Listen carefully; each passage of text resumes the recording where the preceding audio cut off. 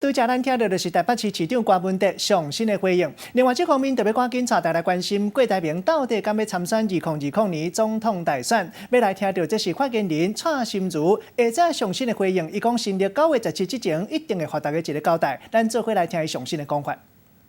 外界对于这个副手的形容有多种版本出来哦。那今天早上郭先生其实对于副手人选他也没有多做透露，很多事情就是这样都不能够先讲哦，就是怕会见光死。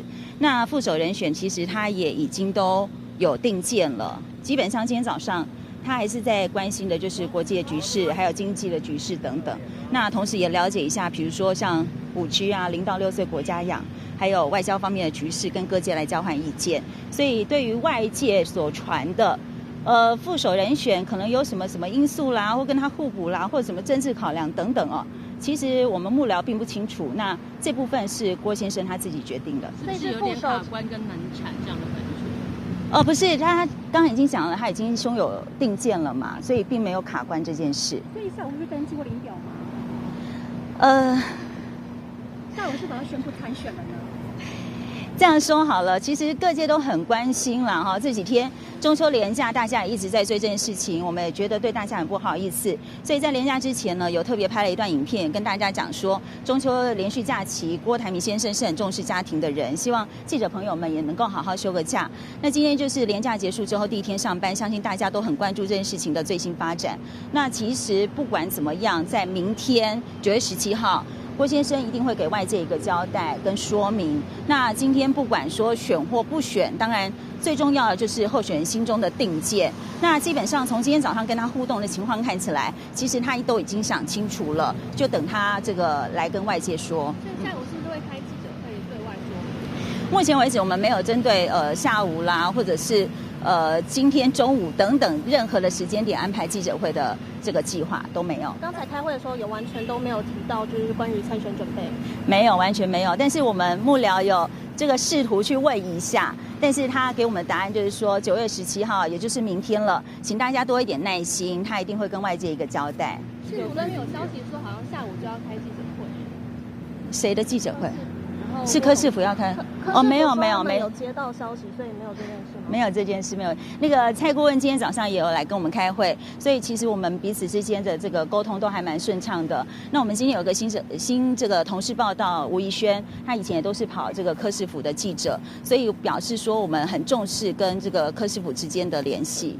所以蔡壁如顾问现在确定是算是进驻郭团队帮忙这样子的角色？还没有开始帮忙，因为他过来开会的话，他都是请假过来的。那这部分他其实还蛮注重这些细节的。那主要是因为我们如果要一起合作，有很多必须要好好的沟通。那其中包含就是立委的提名啦，或者是接下来的怎么运作啊、联署等等，是不是要做？这些细节都必须要进一步沟通的，但是因为这个郭台铭先生还没有对外宣布选或不选，所以这些幕僚作业都还是要先预备好。刚刚提到立委提名的部分，是不是已经迁户籍了呢？您跟那个新营姐都迁户籍了？这部分其实我们迁了户籍，也思考各项的可能性啦，对。所以不排除选立委。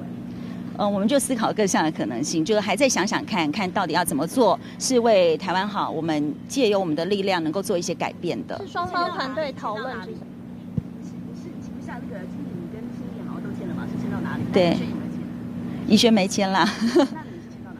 我桃园8德。那那个宜轩是新义是北区是不是？那个要问他一下，对我们不是很清楚，对。但是对，就大概这样。董事长一些犹豫的点是因为包含像是可能目前数据来看胜率不高，加上鸿海大股东的关系，是有这方面的影响吗？今天早上特别问他这件事情啦，他看了大家报道，他都看了。对，然后报纸的报道他也看了，他非常讶异，怎么会有这么多的剧本跑出来？然后这些可以说都是捕风捉影，他自己觉得说，大家太厉害，可以写这么多套的剧本给他。但是要澄清的是说，真的没有这些事，这些都不是事实。所以传郭董说副手可能会找李继珠。没有，副手人选这部分没有，因为他没有跟我们幕僚任何的透露。我刚刚已经说了，其实之前有一些人选都蛮优秀的人才，那因为媒体报道之后，可能就见光死。那不管有接触或没接触，其实我们都很想争取这些很优秀的人才，但是媒体报道之后，变成我们可能也不能接触了。所以这部分现在就是在他的心里面，那个名单是在他心中的。现在是副手定了，但是董事长自己决定还没有定吗？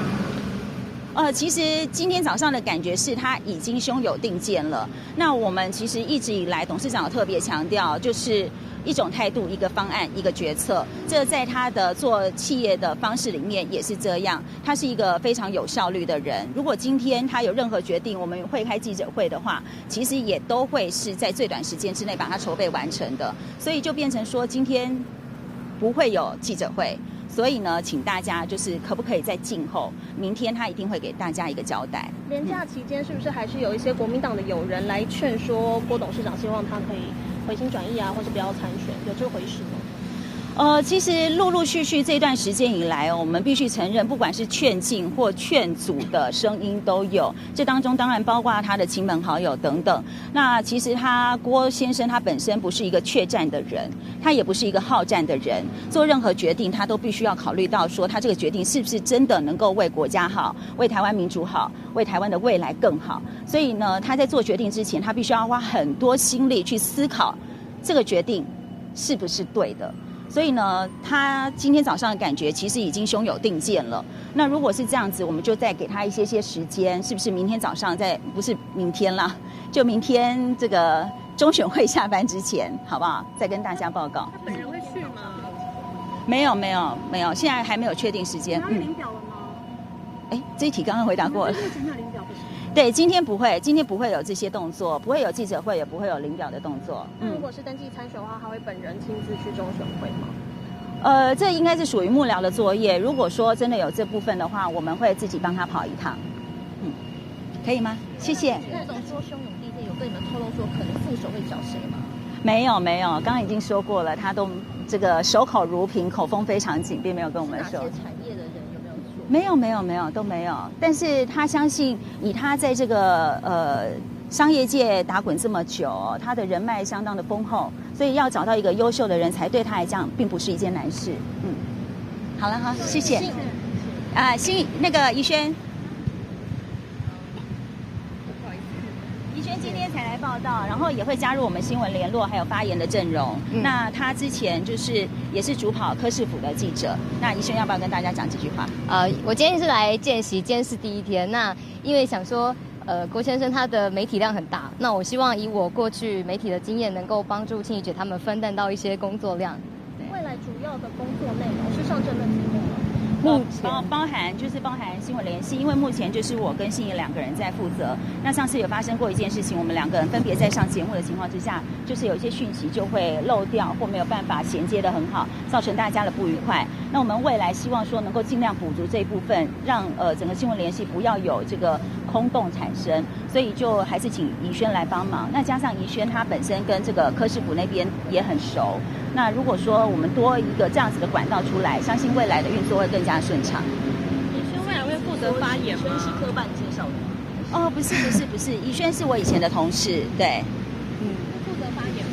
发言部分应该还是由庆怡姐这边统一。我们还是希望说能够有多一点人来轮流啦，因为有时候家里还是会难免会有点事。那如果说怡轩这边能够帮上忙，我们还是希望倚重他的长才。好，谢谢大家，谢谢。